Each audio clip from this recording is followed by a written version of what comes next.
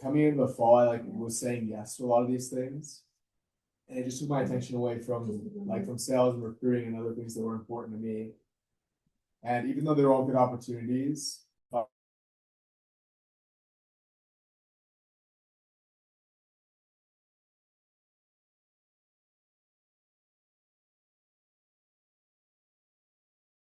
in my life, I was able to grow those a ton. Yeah. So, like, just an example of that. Yeah, I love that. Thanks for sharing that. Yeah, I think like if it doesn't move the needle, then you got to start saying no to it. Yeah. A lot of you guys are in school. You're doing this. You have priorities and things. You have a lot going on, and we're going. We're good. Let's go. Cool. Okay. Well, we haven't covered anything new yet. We've just been doing recap stuff from Wednesday night's Blake Erickson event. So we'll get started now. But yeah, if you haven't watched Blake's training, go watch it. It was amazing. I'm going to post it, I think, on Monday on my podcast. So it'll be like high res, high quality. And so if you didn't watch it or listen to it, you can. So we'll get started with some announcements. Sorry about the tech deficiencies. We have this is now our new calendar for leadership trainings coming up. So we have one on the 13th of December. They're basically once a month going forward. So, and we will post this deck as well to the channel. So you'll have these going forward. So you can calendar these. We want more people in person at these than there are today for sure. But we take some ownership of today. It's just that we didn't give you a ton of time to prepare being here. So anyway, going forward, these are about once a month. They're way important. The content, our goal is to help you build your teams this time of year. And then as summer gets closer, our goal is to prepare you to take care of your reps in summer, train them, teach them. And there will be a lot of things you'll learn in these trainings that will help you produce a lot and crush it yourself as well. So those are the leadership trainings. Sales trainings start in January. So as you're recruiting, I would be using that as some urgency, right? Like we're going to start training reps how to sell here in a month and a half. So let's start working that in as you're reaching out to reps. And there can be kind of this nice urgency that you can work with now, because we want people in here training when January goes around. One last cool announcement. We have an app. We're spending a lot of money on it. And the purpose of the app, it will be ready actually within like a month or two, but it will be a new leaderboard app for next summer. So it'll just be a point app, find it in the Apple Store. It'll look really clean and awesome, and it will be our new leaderboard. So when summer starts, you'll be able to see all of the offices and access the leaderboard. And then the other part of the other thing we'll use that for is training. So there will be another section where you can basically thumb through all the sales training. We are totally revamping our sales training right now. And I'll say it's like 70% done, and it looks really good. And so it's going to feel way more like a course than like our YouTube channel does right now, where it feels kind of all over the place. So your rookies are going to be in a way awesome spot. And even your returning reps, like it'll be a way cool format, really easy to digest. And so anyway, new app coming out here within a month or two. I love how it's looking, and it's a big investment from us, but we know it'll be worth it for you guys. So any questions on that? So yeah, that'll be super awesome. Quick little leaderboard for recruiting. I actually think our number might be bigger than this now, but we're on our way. We have a goal of being, 250 reps plus this year. So we have work to do. But we have some people that are winning in terms of recruiting. And I wanted to just kind of highlight a couple names. Landon Bryan is recruiting similar to how he sold, recruiting lights out. Hannah Fairbanks, shout out Hannah. She's not here, but doing a really good job. Damien, I've been doing a bunch of meetings with him. His activity level has been amazing, and he's landed. I actually think he has 4. This shows us 3, but he has 4 recruits, and tons in the pipeline still. So Damien's doing a great job.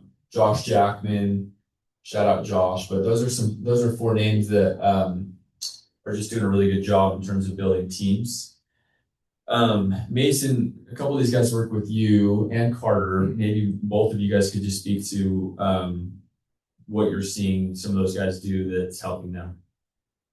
Yeah. I think the really cool thing about Landon and Hannah, and then I'll let Carter talk about. Mark, really speak to Mike too. Sure.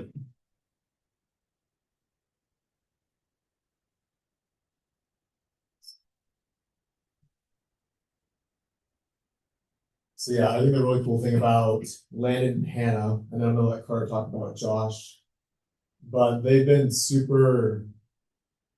I don't know. I just think they've had no shame in like inviting people to check it out.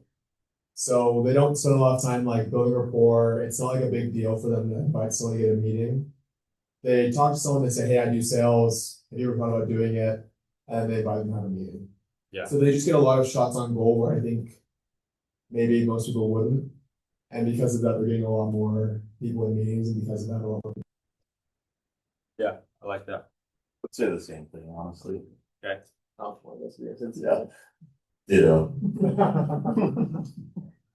I think one takeaway I had from that is recruiting is a relationship game, but that doesn't mean that the relationship needs to be 10 out of 10 going into the first meeting. That makes sense. Like Yeah. that's where, in some ways, that's where the relationship, like you're in the first inning still with your relationship in some cases when you have the first meeting. Obviously, if you've known them your whole life, that's way different. Or if they're a long-term friend, but if they're kind of a colder contact, you don't need to have gone from cold to like we're best buds for your first meeting. So, but then your relationship begins, right? Because recruiting is a relationship game. You do need the relationship does need to warm up, and you do need to get to know them really well and help them and be really close with them. So I love the idea that these people are just like putting shots on goal and setting up meetings. We're going to get into that today. We're going to talk about how to set up meetings and just how to handle yourself as a recruiter, like the role of a recruiter. We're going to talk about a ton today, not just the setting up of a meeting, but like how to do the follow-up after the meeting and just your role going forward in that relationship. So, Becca, do you have a question? Oh, no, Oh, sorry. you're good. Okay, cool. Okay, cool. Again, shout out these names. Happy for you guys. And we're still early. Like we're way early in the recruiting game. Lots of runway. Let's go build. So go to the next slide. Okay, I'm gonna turn it over to Gabe. And today we're gonna talk about lots of recruiting, like funnel, top of funnel, and then how to move people through the funnel. And I don't know anyone that's more qualified to go teach that than Gabe. So we're blessed to have him here with us today. Let's give him a hand. We'll turn it over to him. Thank you. It is good to be with you. Good to be in Utah. Mark, is that off? Is yours off?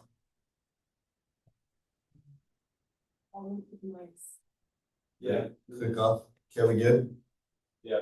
I need it more. Okay. That does not sound great. Turn it down a little bit. I just did. Do you have a clicker? Okay, perfect. Thank you. One of my earliest business mentors was a guy named Tom Kaufman. And Tom taught me that if you treat the company's money like it's your own, that someday it probably will be. And it was the first time that someone introduced to me that concept of ownership. That if you treat the business like it's yours, then there's a good chance someday like it will. That as you take ownership over your part of the business, there's an opportunity for you to grow into that, right? So I wanted to share with you today some of the principles that we use at Point to govern or kind of manage our business, in the hopes that you will take those principles and apply them to your part of the business. That concept of ownership within our business is because of the way that we're structured and because you're an independent contractor. As leaders in our organization, you have the opportunity to really grow your own business within our business, right? So let's talk about some of the principles that we use to do that. There's a book that's called The 4 Disciplines of Execution. It's from the Covey kind of group. And I'm going to just show like it's about a 5-minute clip that does an overview of the book, of these 4 disciplines. For those of you that are on Zoom, it might be tough to hear this, and I believe that we slacked out the link to this, so feel free while we're watching it for you to watch it on your own, whatever is the best vehicle for you to get the concept.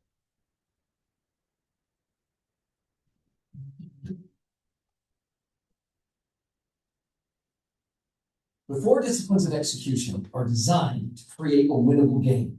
They give you the power to execute your most important goals in the face of competing priorities and distractions. The disciplines are powerful yet simple. They are not, however, simplistic. They can be tricky to apply and sustain because they require us to work differently than we normally do. Discipline 1 is focus on the wildly important. It requires you to focus on less in order to accomplish more. You start by selecting one wildly important goal, or WIG, instead of trying to work on a dozen goals all at once. We're not suggesting you ignore the work necessary to maintain your operation. We are suggesting you narrow your focus to work on what you want to significantly improve. Most intelligent, ambitious people don't want to do less, especially if it means saying no to good ideas.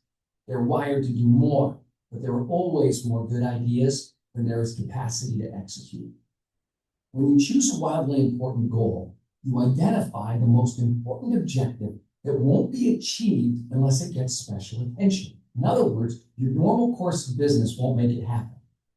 To define a WIG, identify where you are now, where you want to be, and by when. Said differently, you define a starting line, a finish line, and a deadline.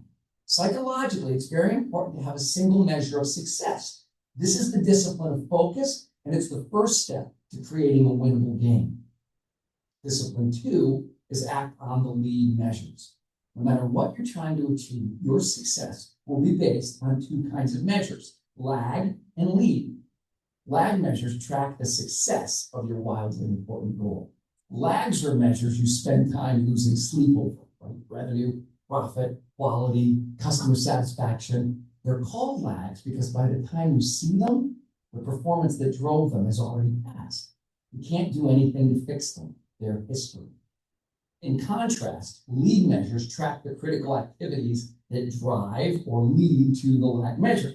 They predict the success of the lag measure and are influenced directly by the team. A common example of a lag measure is weight loss.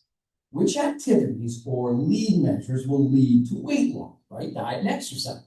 Proper diet and exercise predict the success of weight loss, and their activities we can directly influence. Simple enough, but be careful. Even the smartest people fall into the trap of fixating on a lag measure they can't directly influence. This is because lags are easier to measure and they represent the result we ultimately want. Think of a lead measure as a lever that moves your wildly important goal. Discipline 3 is keeping a compelling scoreboard. People play differently when they are keeping score. If you tout this, watch a group of teenagers playing basketball. See how the game changes the minute scorekeeping begins. It's not a sudden change. The lag and lead measures won't have much meaning to the team unless they can see the progress in real time. Bowling through a curtain is not that much fun. Discipline 3 is the discipline of engagement. People perform best when they are emotionally engaged, and the highest level of engagement comes when people know the score, whether they are winning or losing the game. It's that simple. The best scoreboard is designed for and often by the players. A player's scoreboard is quite different from the complex scoreboard coaches love to make. If players know the score, if they can influence the lead measure, and if the lead measure moves the lag measures, you know you have a winnable game. Disciplines 1, 2, and 3 are nothing more than a formula for creating a winnable game. Discipline 4 is how we play that game. Discipline 4 is create a cadence of accountability. The cadence of accountability is a rhythm of regular and frequent team meetings that focus on the wildly important goal. These meetings happen weekly, sometimes daily. Ideally, they last no more than 20 minutes. In that brief time, team members hold each other accountable for commitments made to move the score.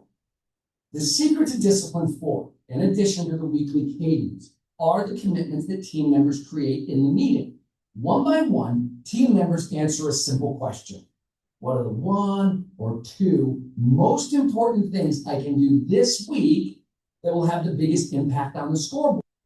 In the meeting, each team member reports first if they met last week's commitments. Second, if the commitments move the lead and lag measure on the scoreboard. And finally, which commitments they will make for the upcoming week. People are more likely to commit to their own ideas than to orders from above. And when individuals commit to their fellow team members, not only to the boss, the commitment goes beyond professional job performance to become a personal promise. When the team sees they are having a direct impact on the wildly important goal, they know they are winning. And nothing drives morale and engagement more than winning. Awesome, thank you for watching that. What stood out? What did you learn?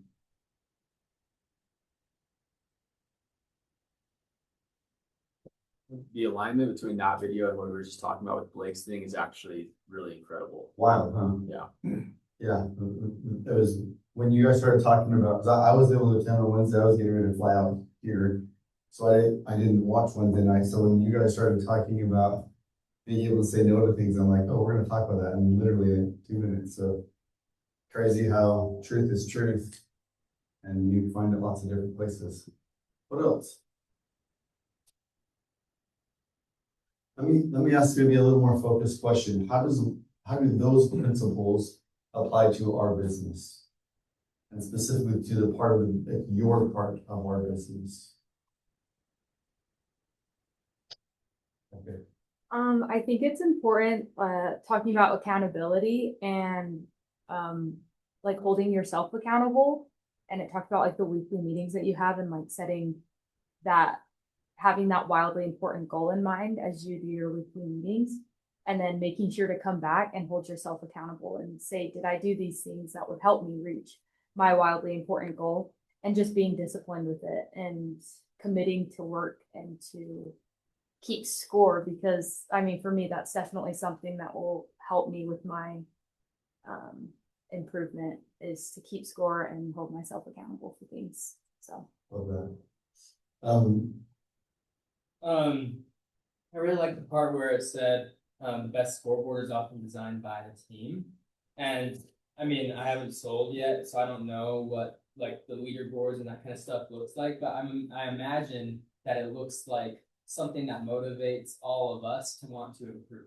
And it's because as a team, we want all to improve and we want to have that competition. So I imagine that that's what it looks like. Yeah, there's a lot of reporting that we could do and that we actually do. But for our players scoreboard, it's pretty simple. It's like it's accounts and revenue. Like that's a very simple way to keep track. So we've done a really good job of applying these principles to our summer sales program. We have, you know, it's easy. The revenue number is the wig, right? Like that we're chasing. We've got a great scoreboard. We understand like the lead and lag measurements. We've done a really good job of identifying, you know, doors knocked and people talk to. Our first down system, all of that's been built off of this concept. We do correlation daily so that there's a cadence of accountability, and every day we report how did it go. We talk about it. We have done not as good of a job at creating a winnable game when it comes to the recruiting part of what we do. The other 8 months of the year, those of us that are in this meeting, in essence, are selling summer jobs to college students. And it's a winnable game, but we haven't, I don't think, done as good of a job at connecting the dots of what's the wildly important goal? What's the number that we're trying to chase? And what are the lead and the lag measurements for recruiting? And do you know what your key indicators are? Like, what are the things that you should be focused on? What are the levers that you have to move that goal? Do you know where your scoreboard is? Is there that engagement with the game? And are we creating cadences of accountability for you and for your teammates to be able to, Becca just said, help us stay disciplined in playing that winnable game. And the truth is that we haven't done as good of a job at that, and we're hoping to improve that today. So I wanted to just chat about like applying those 4 things. So what is the wildly important goal 8 months out of the year? To recruit. Build teams. Yeah, it's recruit, right? So, I mean, if we want to back it up, right, like we're all here because it's a job, it's for money, right? You want to get paid. And from a leadership standpoint, like it's like you have personal production and then you have team production. And the way that you drive production for your team is have your team sell. And in order for your team to sell, you need to have a team. Right? And once you have a team, then we recruit them, we retain them, and we train them. Like that's the model. So 8 months out of the year, for looking at a wildly important goal, you should have a very clear number in mind. How big do you want your team to be? What is the team size that you're trying to create this year? That's the wildly important goal. And we recognize that your students and some of you have internships and other jobs and other things that are pulling at your attention. Just like the video talked about, we're not expecting that you drop all of those other things to go do this, but we do hope that you'll create that first discipline of focus, that on a daily basis, there's time dedicated to the wildly important goal of your business, which is recruiting, specifically building that team. So with that in mind, then what are the lead and the lag measurements for that wildly important goal? Well, I like meetings like this. I mean, there's a lot of this is kind of how I rock. But like, there's a lot of people I know that have a goal this year for recruiting that aren't here this morning. Yeah. And like, there's a gap. When there's a gap between your goal and your level of activity, you got a serious problem. 100%. And so that's step one, is like connect the lead to the wildly important goal, right? Like, Yes. show up to, so like those activities in the off season look like come to a stinking leadership training where we're going to teach you how to recruit. Step one. Step two is, that's going to be meetings that I set up. It's going to be everything that helps you go win in terms of like this stuff on the way up to getting the result, right? So yeah, that's exactly right. So obviously if we're talking about a lead and a lag, the lag measurement is how many people are on your team when we start the summer. Like, what's the number of reps that you have working with you? So what are the lead measurements? What are the activities that are that influence and predict that number? What are the specific activities that you can do to help you recruit? And certainly showing up to training to learn how is an important activity. So maybe, for one of your kids of accountability, and you're talking about what's your plan this week. For those of you here, we're preaching to the choir, like you're here. Yeah. But the rest of the week, in those lead activities. Last night that we've been working for 3 months and we signed our first rep, and I'm like, that's sometimes how it is, but we broke it down and we went over their key indicators, and they've had one event, and from that one event it's produced 2 reps signed. And so I said, well, what if we like 10x that, and not only like the events, but like what are your measurements that you're hitting? So we broke it down. I was like, you need to talk to, this was the breakdown, I made a form. I was like, you need to talk to 30 new people per day, receive 7 to 10 prospect conversations, which equals 2 qualified leads per day. And if you do that 6 days a week, then you should have 12 new reps in the pipeline by the end of the month. And like, that was the breakdown. And I was like, if you want to go recruit a 30 to 40 man team, you actually need to have 30 conversations a day with brand new people on campus. And they're like, man, that's tough. And I was like, I did build the 30, 40 man team previous years, and I was on my way to classes, talking with everyone, talking to the smoothie guy, and those little inputs totally add up over time. And so helping them like break that down, they're like, shoot, like we're way behind. We need to knock more doors and talk to more people in order to reach our goal, because having one activity every 3 months isn't gonna. Yeah, that's it. That's exactly right. help So fix it. there's one of the messages of the takeaways, right, is that I think that there's maybe a lack of understanding for some of us that are new to team building and the level of activity that has to happen in order to actually build a team. And it starts with your contact list. It's just simply a matter of like making connections. And I love what Parker shared earlier. If you have a great relationship with these people, then there's no reason to wait. But if you just met them, there's also no reason to wait. Like you should be continually building a pipeline, a list of people that you would want to work with. And then on a regular basis, you should be inviting those people to meet. And the ratio that we've seen kind of high level at a company is that for every 3 people that you invite to meet with you, you'll get a meeting. And for every 3 meetings that you set, you'll hire someone. And for every 4 people that you hire, roughly 3 of them will actually show up for the summit. And so as you start to plug in whatever your number is into that ratio, you start to see pretty quickly that if you have, 3 or 5 people on your list, you don't have a team, you have a rep. That's just the reality of the game. And so that you have to start elevating your activity to just creating those connections, building that list so that you have more people to talk to so you can get more shots on goal. So that first lead activity is simply just putting yourself out there on a daily basis, looking for people that you would want to work with or that would benefit from the opportunity to work here with you at Point. And then the second activity is extending that invitation to them to sit down for a meeting. Let's see if this is a good fit. But it's really those 2 activities. There's maybe some other things, whether it's an activity or events that you're creating so that you can have the opportunity to meet people. But at the end of the day, it's those 2 simple activities. Those are the lead measurements. If I were breaking down like a scoreboard, what would it look like? I would say, how many people am I adding to my list every day? And how many appointments did I set today? And my goal would be to be setting, if I know, I would want to be hiring at least 1 to 2 people a week. And so that means I need to be doing 6 meetings. Right? Like that's just, and so then whatever volume of people I need to be talking to get those 6 meetings, that's how many people I need to be talking to every day to fill my pipeline. Any comments or questions on that, like the activity piece of that?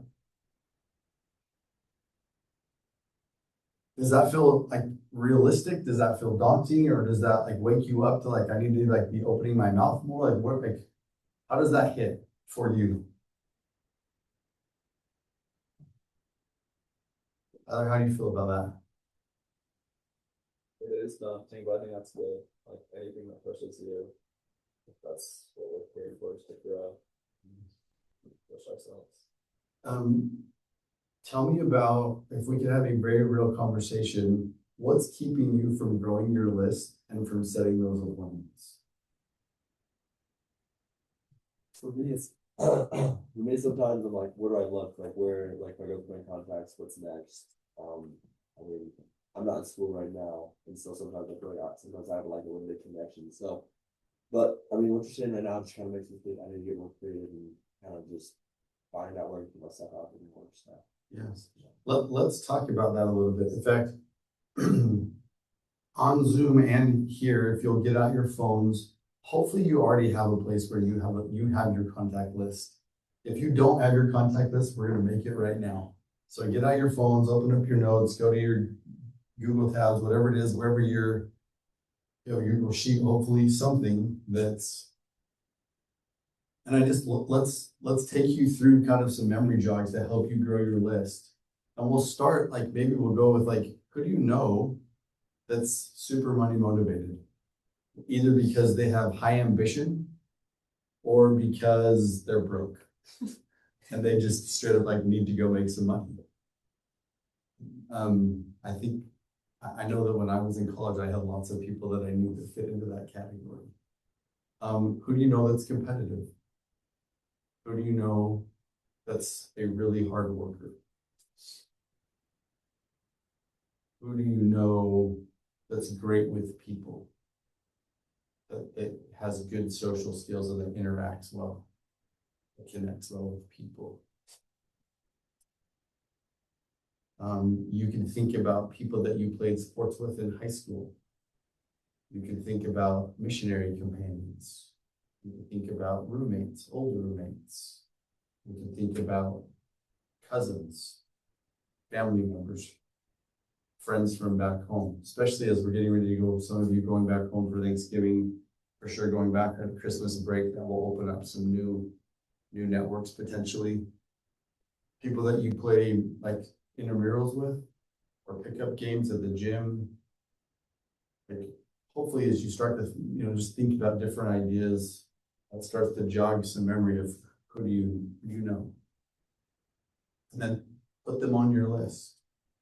Any other from you, those of you that are veteran team builders, who else are maybe some of the who do you knows that you've had success with?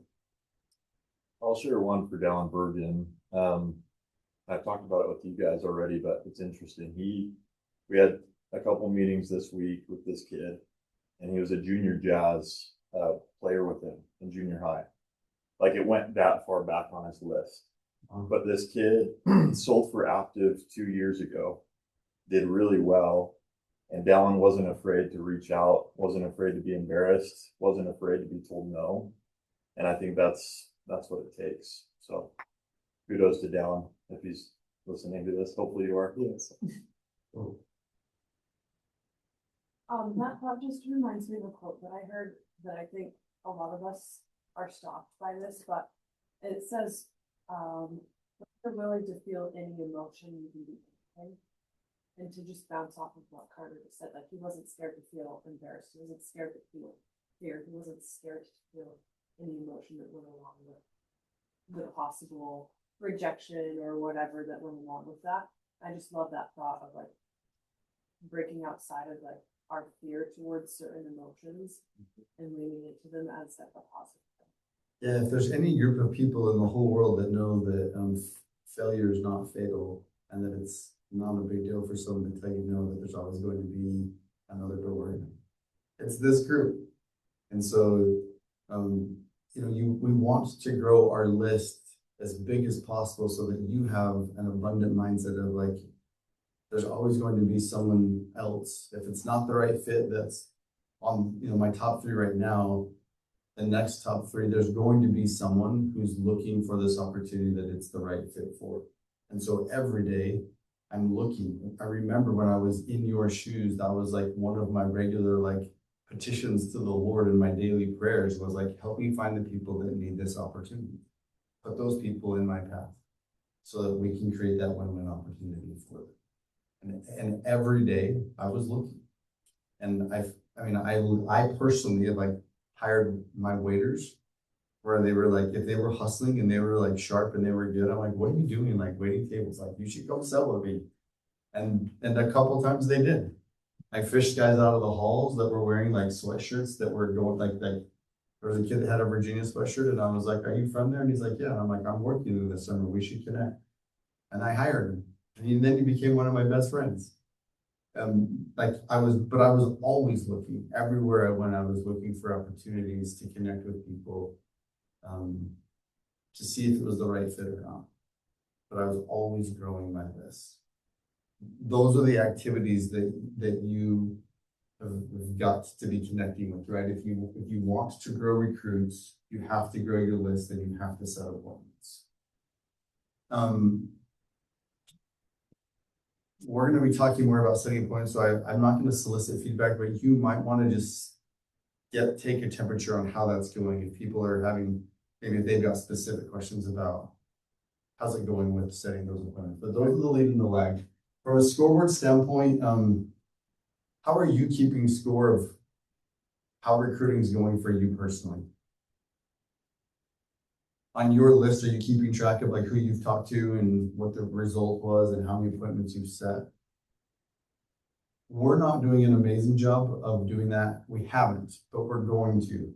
So starting Monday, we have an ask for everyone that's team building an organization. Just like in the summer when you sell, we're putting it in the Slack channel and like the Joneses, whatever, we want our leadership Slack channel to be blowing up. We need to be seeing that activity. We need to create that engagement. And so when you set an appointment, we want you to put it into the Slack so that everyone knows and can see activity happening. And then we, through your regionals, will be keeping, like, we will have like a Google scoreboard that we'll be posting on a weekly basis so that everyone can see appointments set, appointments kept, and who's closing. And we'll have a running score of that so that everyone has a really simple player scoreboard and we can see what's happening with recruiting at a company level. Okay. Just when you talked about like, how are you like keeping score? And like for me, I've been horrible at it. And I think that's why I haven't done the best at recruiting. And just you talking, it reminded me of a quote that's in Preach My Gospel that we like live by when we set like our weekly goals and everything. And it's by President Monson. It says, when performance is measured, performance improves. When performance is measured and reported, the rate of improvement accelerates. And that just like, it goes hand in hand with this. And if I'm not being accountable and like keeping score, and like, I won't accelerate and I won't improve. So truth is truth. And we are repenting, and we're going to do a better job of implementing that truth into our program so that we can improve collectively and as individuals. And then our ask is, with this cadence of accountability, Parker and I meet with your regionals every Monday, and they have that cadence of accountability be built in.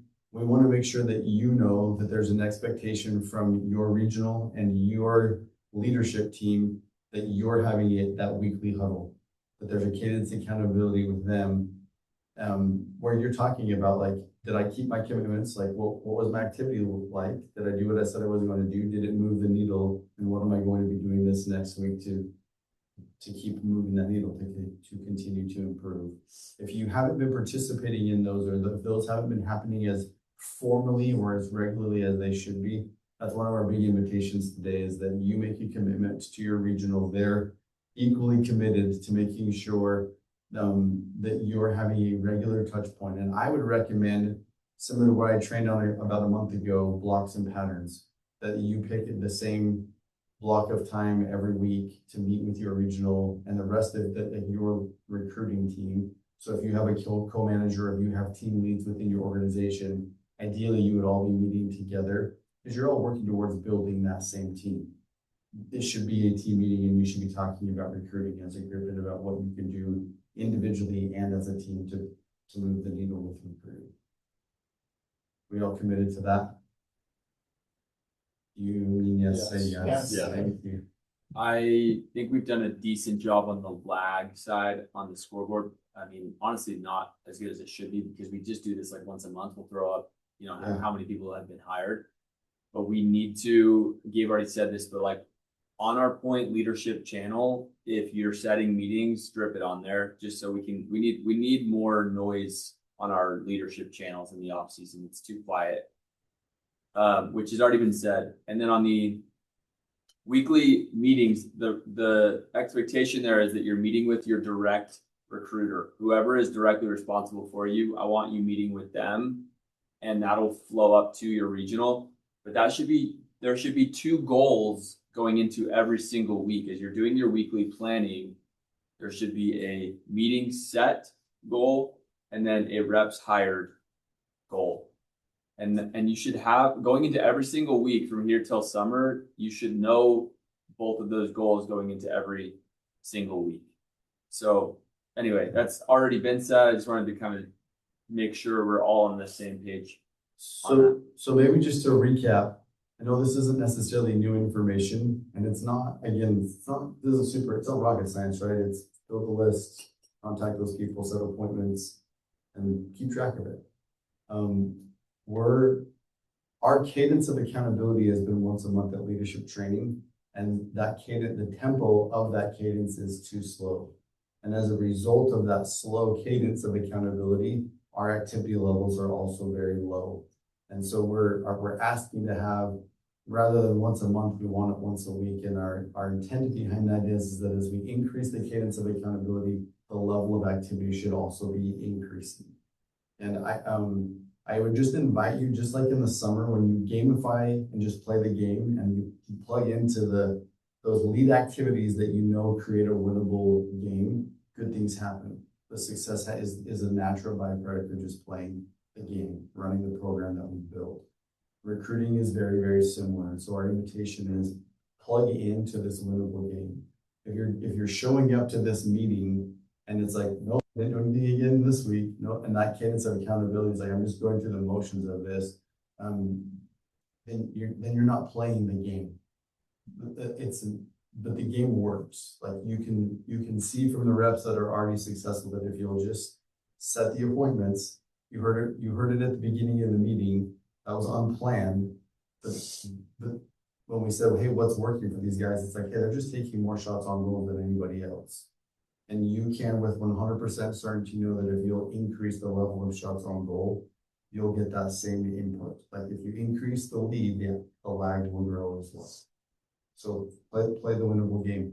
To make that a little bit more fun, and because we're maybe shifting or asking for a little bit higher level of activity and a higher level of accountability, between now and the end of this month, the top The end of December. thank you. End of this year, actually. So going through December 31st. So we have about 5 weeks-ish. Because we will be keeping score, the rep with the most appointments set will have a $500 end of year bonus. The number 2 will have 300, and the number 3 will have a $150 bonus. And then on the flip side, we're actually curious to see the correlation, but so we're rewarding lead and lag. So then we'll match that 500, 300, and 150 for the rep that has the most personal hires as well. So we are willing to reward both. That's how much we trust the system, that if you'll just put in the work on the activity side, we know that the other piece will happen. We'll reward both. So the reps, top 3 reps for appointments set in the next 5 weeks, and the top 3 reps with the most guys hired in the next 5 weeks will both have an opportunity to earn some extra cash to close the year out. And hopefully that's the same person. If you're Yeah, ideally they should be, but well, I guess we shall see. Just as maybe a point of clarification, because this is a relationship sell, our training to our regionals is not to hard close guys in the first meeting. We want to be respectful. We want to maintain a long-term relationship with them. And so sometimes it takes more than one appointment to get someone closed, or we're counting first meetings. We're looking to grow the pipeline. So if you meet with, the same person 3 times, that counts as 1 meeting. Because I know we got a bunch of gamers in here, and so we wanted to be clear about how the game is played. Any comments or questions on this concept? Okay, and with that, we'll hand it off to Mason. We'll take a quick break, or should we keep it rocking? How long? It's 10. 10 o'clock. Yeah, let's do 5. Let's do 5 minutes. We'll do 5 minutes, and then we'll carry on. Okay. Yeah. What's up? Love you here. Thank you. My dad said he's interested in kind of heard of it before, so Love it. hopefully he'll reach out. He's going, he's going up. He's like, tell me about it. I'm like, I know nothing. Just reach out to me. I know. So my practice with the building. Oh, okay. My dad has.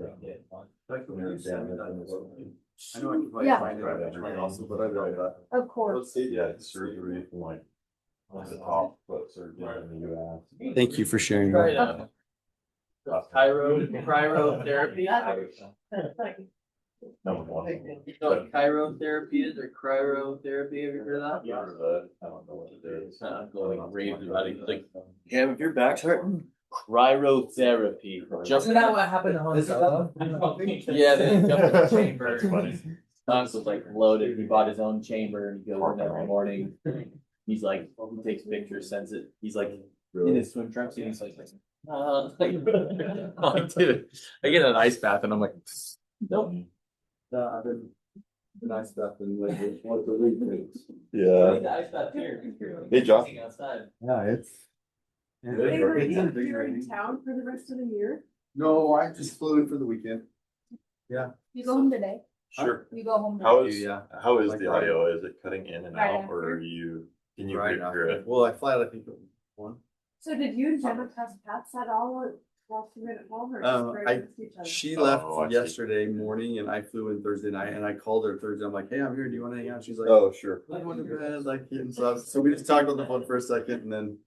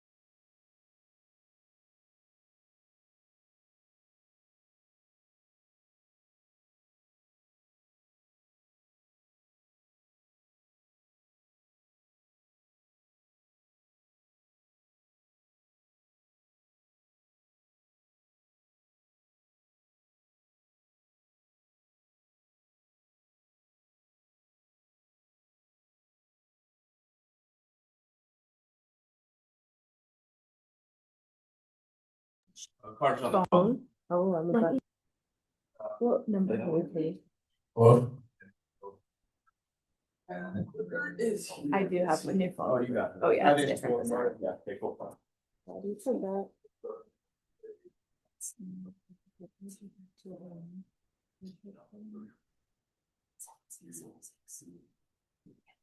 And big group setting. Yeah. You gotta start somewhere, dude. Amen. Yeah, I just want to touch on something that Gabe was teaching about.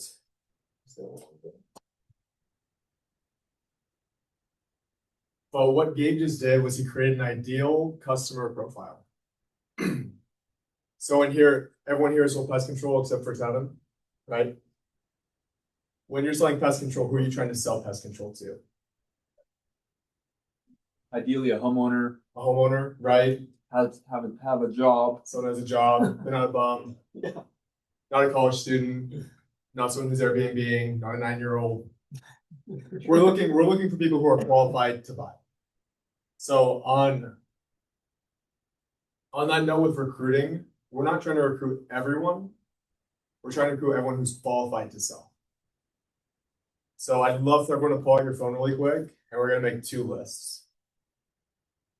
So Gabe invited us to think of a bunch of people that we know from the past, from high school sports, from our missions.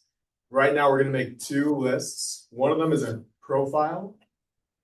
a rep profile, and the other one is a list of places where you can find these people. So for me, I look for people who are 18 to 25, single, going to college, usually return missionaries. I look for people who are outgoing, who are social, hard workers, so on and so forth. So you guys, I want you to write down a list of attributes that you would want with the reps that you work with. So for you, that can be whatever you want. If you want it to be physically fit, because you vibe with people who are physically fit, put that on the list. If you want people who are athletic or who are like competitive, put that on the list. And ideally, the people that you're talking to don't have all of these, but they should have a majority of the attributes that you're putting down. Once you've got like 5 or 6, we're gonna go on to the next step, which is places where you're gonna find these types of people.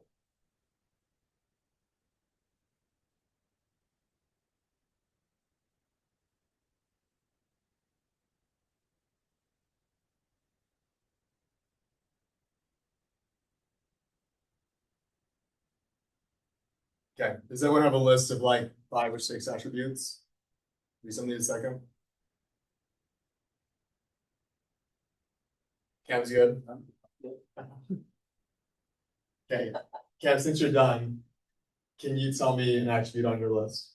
I put hungry for earnings and invested in themselves. Cool, super awesome. Can I get a couple other examples? Okay, I put down accountable. accountable, that's great. What else? Discipline. Disciplined, sweet. Anyone else, Carter? Self-starter, I think. I'm not the biggest fan of people like always having to input people. And so Yeah. I like people that are self-starters, that are motivated, and I think everybody does. Yeah, self-motivated or self-starter, I like that. Anyone else? Okay, those are great attributes. Now the next list that we're gonna make is a list of places where you can find these types of people. So like discipline, for example, that could be like the gym, right? You're gonna meet a lot of disciplined people in the gym. For people who are like financially motivated, I think college is a great place to find people who are looking to have a better opportunity. A couple that I have get, Well, and college is pretty broad, right? yeah, So I know that we've had a lot of success in certain kinds of classes, yes, sales clubs. So like, again, like, we're looking for the right, like, right, the right places on campus will also help yes, you be, like, make sure that you're fishing in the right ponds. yeah, I love that, thank you. And you should be probably intentional about joining those clubs or taking those classes. Yeah. Putting yourself in the places where those people. A couple examples from like where I go to recruit people. So like the gym is one of them for me. I do a lot of like sports activities, so I find a lot of people who are competitive. I'll go to like return missionary seminars. I'm a part of the sales organizations on campus. I'm part of like future business leaders organizations on campus. And this is where I go to find my people who are like driven and who want to do something maybe a little bit different this next summer. So let's all go and make like a list of 5 or 6 places you can find these people.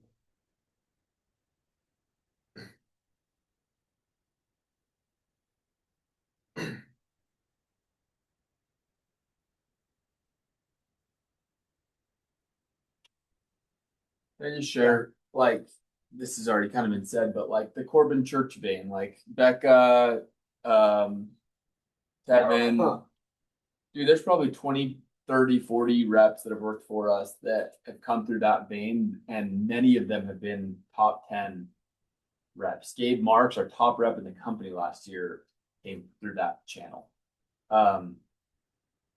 You're gonna help yourself out a lot if you're looking for a type of fish, fishing in a pond where those fish exist. Exactly. So I love this thought of like, where am I looking? And being mindful of that. And that word focus was used in that presentation or that video that Gabe showed. I think part of focusing is zeroing in on where am I looking for reps. And I think such an important part of this whole thing. Awesome. Thanks, Parker. Can I hear a couple of places that we have to find these ideal reps? Yeah.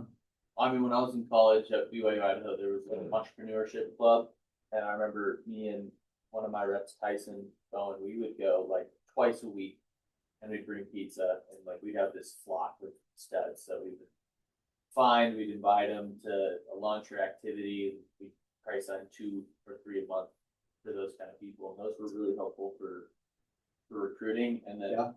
I mean, I played sports. I'm not a huge sports fan, but me and Tyson would go play pickup basketball. We get destroyed, but like then we meet like 5 dudes that we connect with afterwards. Cool. Yeah, putting yourself out there, doing things that maybe you don't love, but like earns people's business and connects with them. Yeah, like that's where your people are, right? Yeah. Playing sports, entrepreneurship clubs. Any other ideas? Okay, that's all right. The next step for me and for what I teach my people to do is every time you're in one of these spots, you're gonna write down lists for each location of people that fit your profile.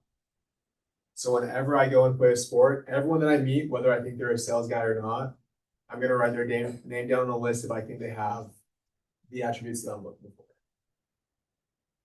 And then once I have these lists, so if you guys, I wish I had this on the slide actually, I got a spreadsheet of like locations and like people I meet at these locations. And then once I have these lists, I have a pitch for them. Abe, do you know our pitch? Or do you know our like rhythm for a pitch? We'll just talk about like, hey, like, what are you doing, or like, what are some of your goals or something like that, and then which kind of steps to get there. Yeah. Talk about what you're doing, like what they're gonna do, and what you've done. Yeah, that's great. The system that we have, just like Abe said, we're gonna interact with someone the first time, and that's when I put them on the list. Is I interact with someone, I see if they have the reps, or not the reps, the qualities that I'm looking for, and I'll put them on that list. My second interaction always looks something like this. Parker, will you be my customer? Yeah. So I'll say, hey, Parker, how you doing? Good. Good. Awesome. Good to hear. Remind me, like, what are you doing right now? Are you working, going to school? Like, Yeah, I'm at BYU, want to do business school. I'm taking the prereqs. I work at a sushi restaurant because I'm poor. Oh, cool. Yeah. Super cool. This was me 10 years ago. And almost always the person will ask you in return, like, what do you do? Or like, what are you studying? What do you do for work? So Parker, were you asking that? What do you do? Yeah, I do summer sales. Cool. Have you ever thought about doing something like that? I know. I have friends that have done it. Yeah. I mean, I've heard kind of good stories and bad, but I've never really like considered it or totally dug into it. Totally. Yeah. Well, tell you what, Parker, I'm building a team this next year. It's been a great experience for me, and I've really loved it. It's been a huge blessing. Would you be totally opposed to seeing if that's something that'd be a good fit for you? I'd be willing to hear about it. Cool. Yeah, I'm not sure that I would, not for sure that I would want to do something like that, but I'd be open to hearing about it. Yeah, it's not a great fit for everybody, but for me, it was an awesome fit. And I think for you, it'd be a good one too. Sure. So let's find a time that you and me can maybe get on lunch with my manager and just kind of see if it's a good fit for you too. Okay, cool. I'm open to that, yeah. So it can be pretty easy. Like that's nothing insane. If we go through these steps, so I'm going to connect with him, just like, hey, what do you do? What are you doing right now? I'm just going to tell him something really simple. Like sales has been a huge blessing for me. I have loved sales. I've loved who I work with. I love Point.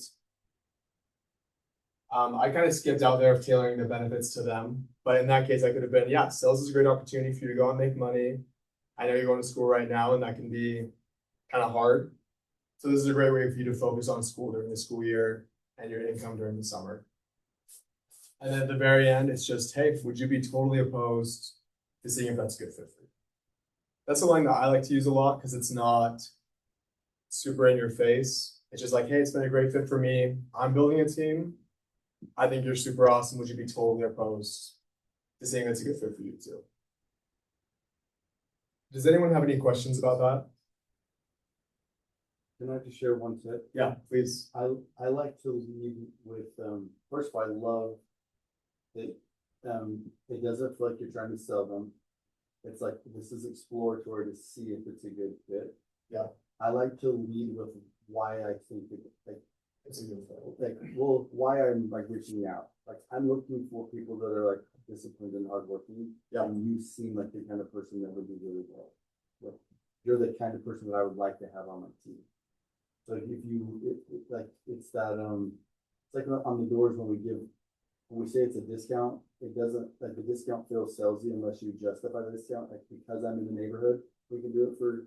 So it's like, because you're hardworking, because you have a lot of discipline, I've noticed how consistent you are, you're the kind of person that I like to work with. So I think, that's why I think it would be a good fit with you if you need to. Yeah, that's a great thought. Thank you, Gabe. No one's gonna be offended that you noticed like something positive about them. Yeah. And it justifies why you're reaching out. I love that.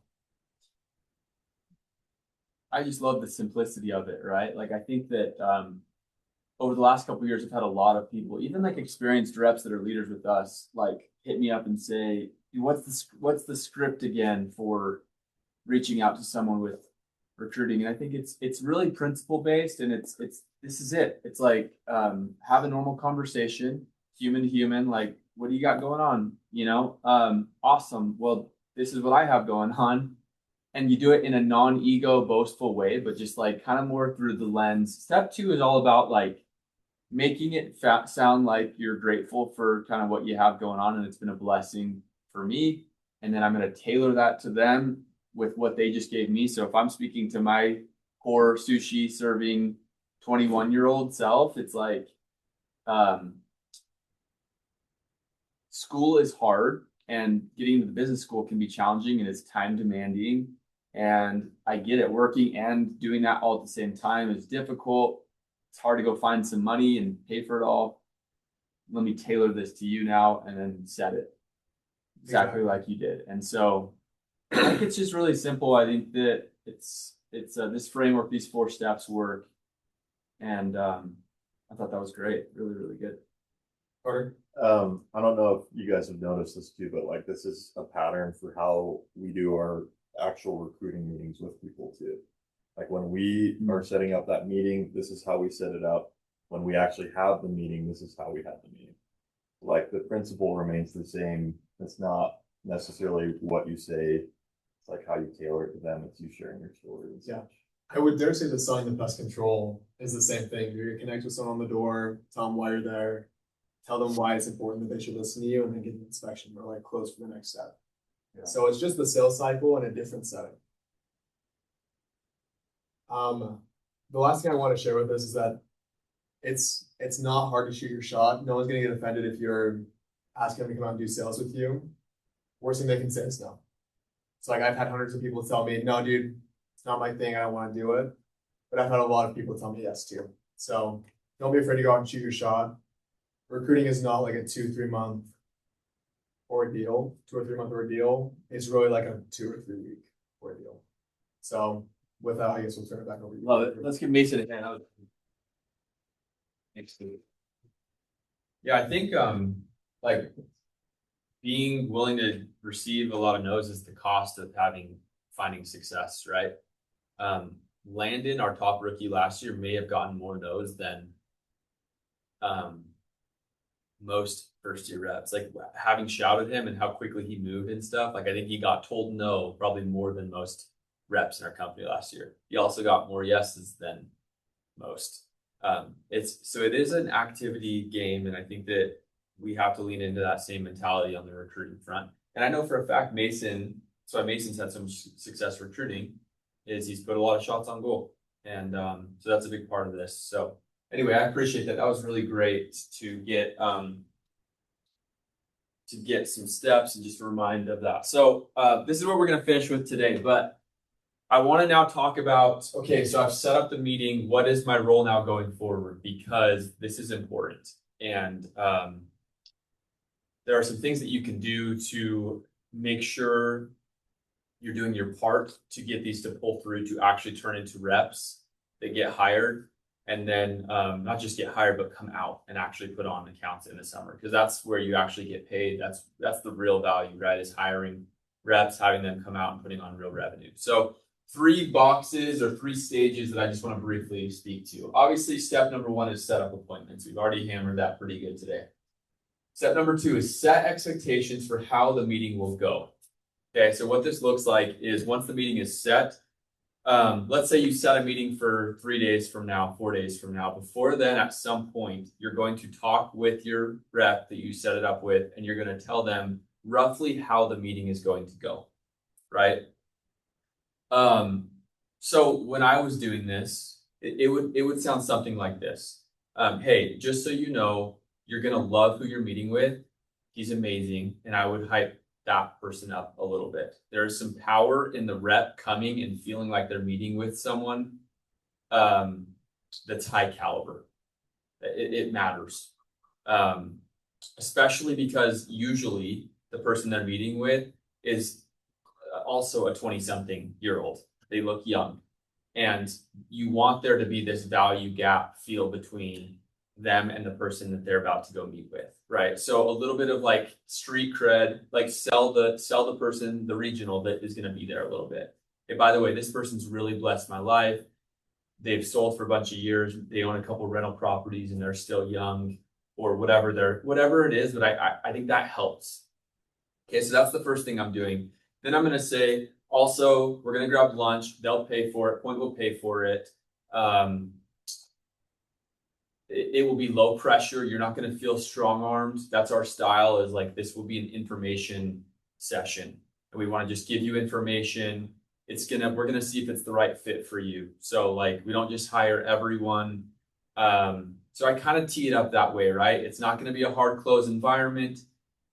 What ends up happening is when it's not a hard end, when they show up and they don't get hard close, there's this cool thing happening where you set the proper expectations and then the regional did what you said was going to happen. And there's this like, oh, these people keep commitments. Like they set commitments and then they keep them. So there's some power in that. And then you can even kind of tee up like this idea that there's usually a first meeting that's an information session. If you like what you hear there, usually we do a second meeting and follow up and we go deeper on pay. And so anyway, you've all been in your own recruiting meetings. Sometimes you've already sat in some of these. I would just kind of gently help them understand what is going to happen. They'll walk into it more comfortably. I think that's important. Gabe? In addition to the low pressure, I would also tee up the idea that like he's gonna want to get to know you to see if it's a good fit.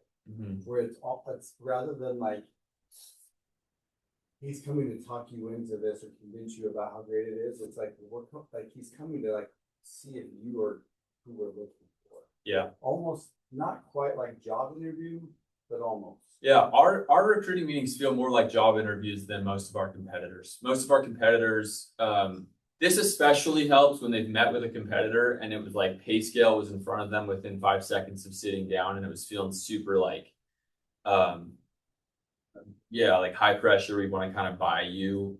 Transactional type setting. So anyway, set expectations. The third step before your first meeting is to confirm the time. So if it's the next day, day of is important. And if you're setting it for like a week out, you might even like once or twice throughout the week, just make sure that they know that the meeting's up and coming. And that same day I would shoot them a text saying, hey, reminder, we're meeting today at 12.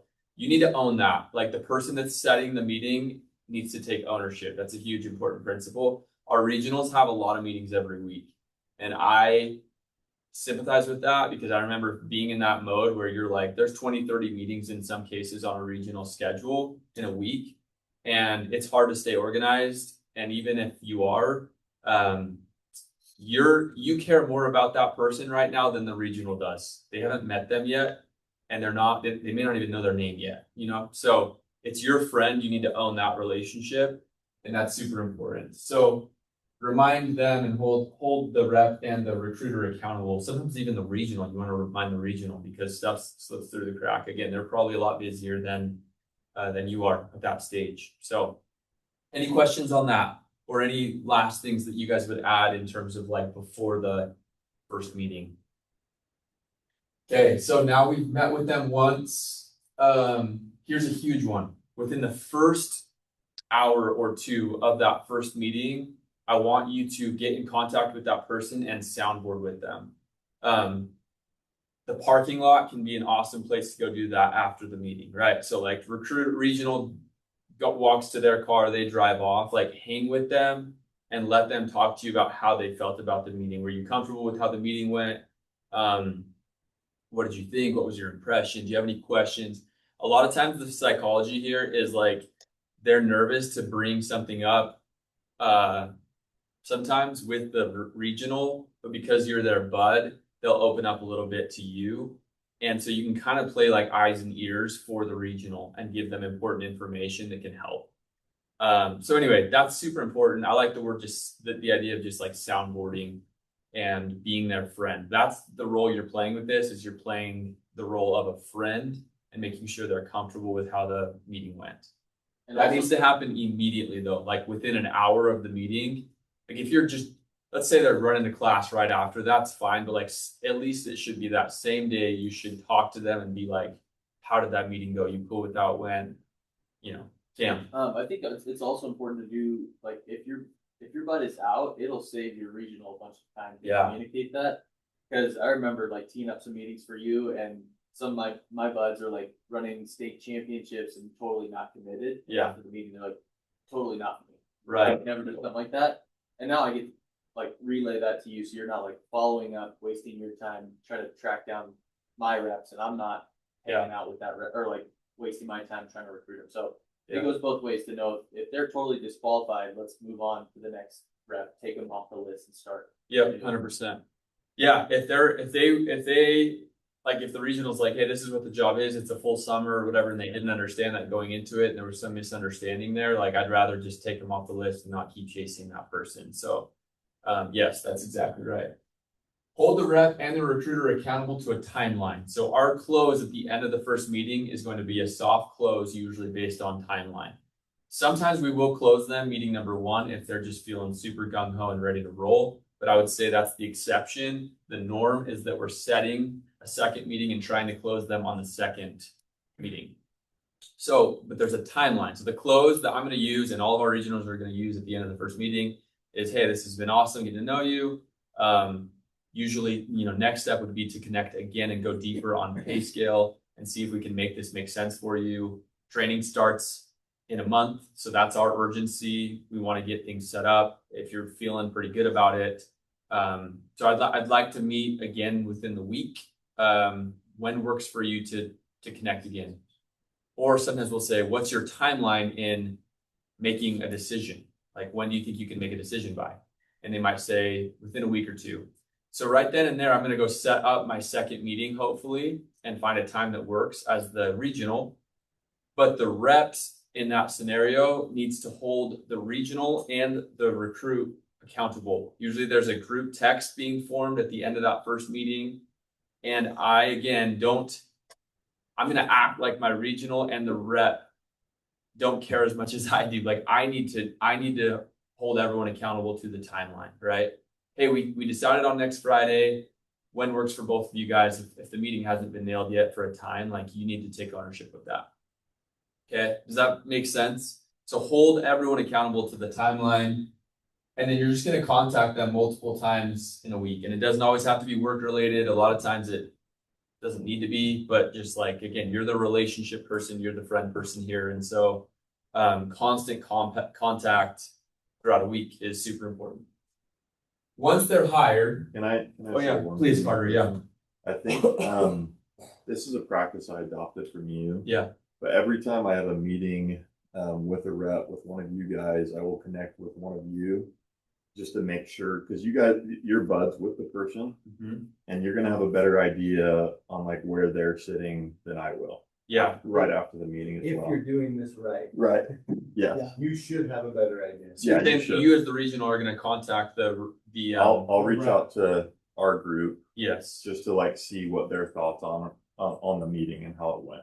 Right. Because I want to see like what their body language was like, how they were responding to things, because it's the first time I'm meeting with that rep. So I don't know if they're responding positively or neutral or negative. Sure. So anyway, I think that's something that you did. Well, no, I appreciate you bringing that up because that's a big part of this soundboarding thing is if you're soundboarding, but then not communicating that to the regional, then there's no, like you have that, the whole purpose of that is to pass that info on to the regional. And then there's probably usually to Carter's point is a couple convos between that first meeting and the second one between the regional and whoever's the recruiter because you're testing the temperature like before the second meeting, right? You're talking with them, making sure they're feeling good about stuff. You're kind of like answering high level questions and just teeing up the regional to close them on the second meeting, basically, right? So you're holding them responsible in the timeline, and you're communicating with the regional on the temperature of your rep. It helps the regional a lot going into that second meeting, knowing, hey, they're pretty much like feeling good about this. Like, I think they're ready to be.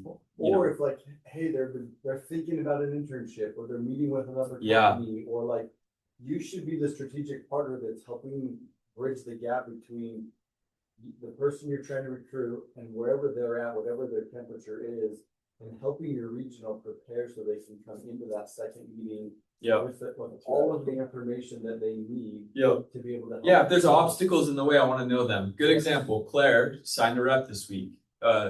Sharp girl named Gracie, and right before the meeting, Claire came in a little bit early and said something like, hey, I think she's in, but she's a little bit concerned. I think you said something like she's a little bit concerned about like if she were to bail or whatever. Like there was kind of this like, how contractual is the contract, you know?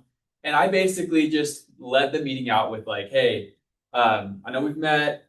Seems like you're feeling pretty good about stuff. I'm excited to connect today. We'll go deeper on pay. I do want to just say I've talked with Claire a little bit. I know a concern you have is, you know, if you were to jump on board and then something happened and you weren't able to come out, like just FYI, we're not gonna like chase you down and ask for a bunch of money or something. Like this is a handshake agreement.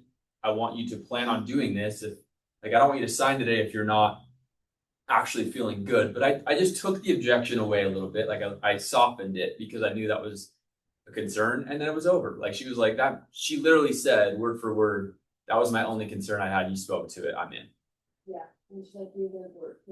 Yeah. She's like, I'm down. If that was the main concern I had coming in today is like if I sign and something were to happen. So the regional, just like on the doors, if you know something walking up to their door, like take that objection away. You can kind of speak to it preemptively. It's the same with this, but I'm not going to know that information because it's a girl that I don't, I'm not buds with her. So anyway, really good example of that. After hire, they need to learn and feel loved, period. That's it. So they need to learn new things. Sometimes if you're early in your progression and you don't have a ton yet to teach them, that's why you got to get them to these. That's why we're doing these things like we're doing on Wednesday nights. Like I want them to learn from point, whether it's sales training, personal development. Ideally it's from you and there's value gap there and you can teach them stuff. And then you want them to feel loved. So retention is all about teaching and loving on people. And if there's only loving on people, then there's too much buddy going on, and they can go somewhere else where they can find buddies but get better. So I'm going to retain reps if I'm teaching people and they're getting better by working with me, but they're also highly loved and appreciated. And so that's your goal. That's your goal in getting them to sales trainings. You're going to teach them. They're going to learn from you or from people that you work with. That's why it's part of why we just have touch points and we do sales trainings and stuff, is we want your people developing. So once they're hired, that's your goal, is you want them learning and you want them feeling appreciated and talked to. So Kim. I don't think that means just asking them if their paperwork's done. I think that's like a big turnoff for a lot of guys, is like, hey dude, you finish your paperwork? And that's the only touch point you have with them in a week or a month. It's like, this dude actually does not. Yeah. He only cares about paperwork. And maybe like a regional can come and be like, hey, I saw you haven't finished that, and then show some love. But I think after they're hired, like that rep should show value in some way other than, hey, did you finish your paperwork? Because then it just doesn't like convey. Yeah, that should be one of like 1,000 conversations you Yeah. should have. Yeah, Mason. A good thing we do with that is once we hire a rep, myself, the recruiter, and the rep will get together and have like a goal setting meeting. Yeah. And then the trainer or the recruiter and myself will follow up with them like weekly. Love it. Hey, how are your goals? And like it's not always sales related too, but it just helps us keep that touch. Yeah, I love that. Something we've implemented, which I don't even know if that's on here. I love that you said that, is we're doing vision meetings or goal setting meetings after a rep is hired now. So that should be a bullet point on here is once they're hired, they need to have a vision meeting with your regional. If you're kind of a senior leader, I'm cool with you playing a really big role in that. Like set goals with your people. And yeah, it's not just like X's and O's. Did you get XYZ done, or have you showed up to certain activities? It's you're interested in their development. So Well, and again, that's why, I mean, there's things happening almost weekly. The point is sponsoring. So there's like, that's intentional so that you have easy things to bring up. yeah, Hey, there's a wealth management series on Wednesday. You should come with me. Like we're all getting together, or everyone from our office get together. I can introduce you to some of the people on our team, and we can go. It's gonna be this cool event. Like it gets easier when sales training starts, but even still, like there's things happening on a pretty regular basis that make it like organic and natural for you to be reaching out and inviting. yeah. It doesn't even have to be an event. Send them a podcast episode. Send them the K2O summit. Like that's why I'm always trying to drip these things is like value. Rookies need value. Veterans need value. So, but when it comes from you, they see you as the person that created that value for them, right? It might be me teaching something about real estate. It might be Blake here talking about goals, but when you were the one that synced them up with it, you're the person that they looked at as like, I need to go, work with Mason because he just keeps teeing me up with these like amazing people that are teaching me stuff like that. So you can use our systems, our stuff that we have going on. That's why we're trying to prioritize that stuff. So anyway, just constant contact.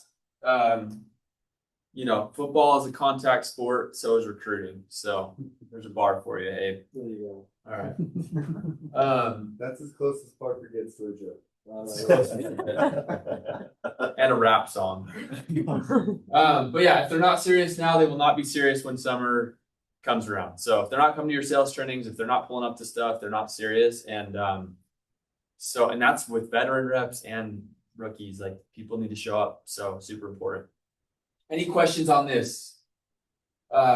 This is important, and you will pull through a lot of reps if you kind of prioritize some of these bullet points on this at these 3 phases. So, okay, and then the recruiting incentive we've already spoken to, but top 3 setters get some cash this month and a half, and if the same person wins setting and closing, then you'd get $1,000 because you'd get 500 from both sides. So we're going to gamify this.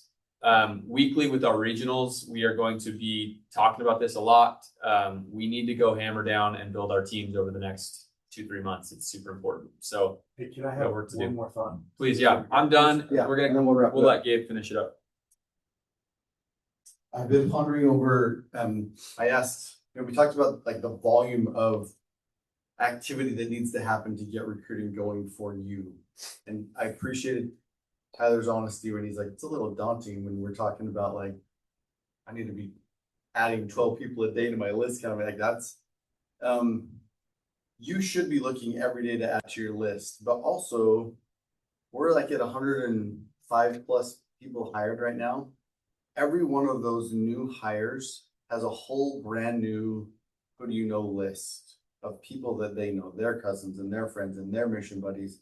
There are massive networks. So people do people with business that they like and that they trust, and they do business with people that they know that they like and trust. And so if you're like one layer away, like if someone that, these people that have agreed to work with you, and then now they've got a whole new network of people that because they know the person that likes and trusts you, that credibility gets lent. And so it doesn't have to be like you have to personally go find 30 brand new people in your personal network. Now, you should always be recruiting. Parker and I still, as old guys, still find new people every year to come work with us. We're continually expanding, and we still hire new people all the time. But it's really important. I would add to, when you're sitting down and doing that, like, what are your goals this year? As part of that, what are your goals? As part, like, you want to introduce this idea of, hey, we cater to students, and because of that, our sales force is recycling every 3 to 4 years. And so it's valuable to us to replenish with new people that are like you. Chances are that people, like, because you're a stud, you know studs. And so if you can help us grow our team, then we can help you make some additional money. And so having that conversation, and then that turns into create your, like teach them this process of what Mason just taught you about the template and where are they at, and start making a list. And then you teach them and help them what we've taught you. And you've got a whole new network of people to continue to work through. And it starts to self-perpetuate, and it actually snowballs. So if you've been around a while and you're like, dude, I've talked to every single person like 3 times every year, it's not necessarily, you're not limited to just your network. So take advantage of the networks of your network. Yeah, Tyler, that applies to you, dude. Tyler has 5, 6 amazing reps that are leaders in his org that, anyway, that's another part of recruiting. Yes. So those 5 guys, you have like 150 people that you could potentially contact through those 5, if you'll mind it, right? Yeah.